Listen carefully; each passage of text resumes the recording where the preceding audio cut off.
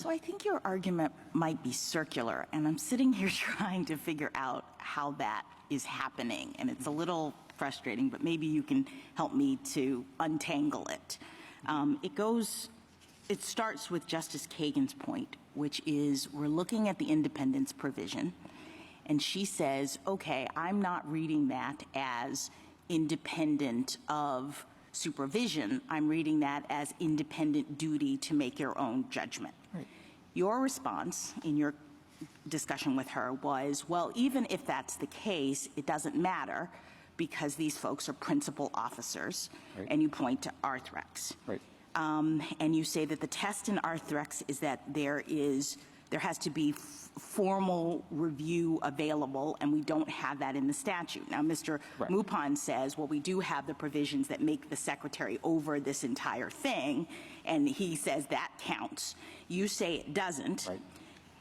To resolve that issue, who's right about whether there actually is formal review available? I took you to say the reason why you're right is because of the independence provision. Well, it's more than just that. No, but wait, this is important because this is the circularity, right? That if you come back and you say the reason why I'm right that there is not formal review under Arthrex is because we have an independence provision that has these people operating independent of the secretary or political pressure, then I'm back to Justice Kagan. But that's not what the independence provision means. So you both can't, I think, disclaim it on the front end, independence, it doesn't matter, Justice Kagan might be right, and then pick it up on the back end to say, but it's the independence provision that resolves the debate between you and Mr. Mupon over whether there's sufficient control by the secretary in this statute. That's not our argument, Justice. Okay. Jackson. We are not relying on the word independence to preclude secretarial review.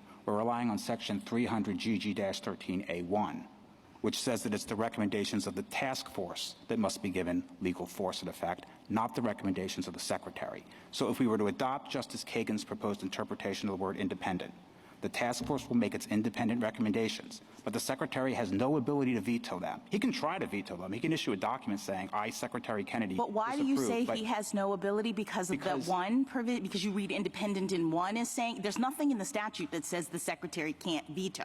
So where do you get that construct? We get it from 300 GG-13A1 because the statute says that it's the A or B ratings of the task force that must be followed when determining what preventive care insurers must cover. Okay. It is not the recommendations of the secretary. Thank you. So, thank you, Your Honors. Thank you, counsel. Rebuttal.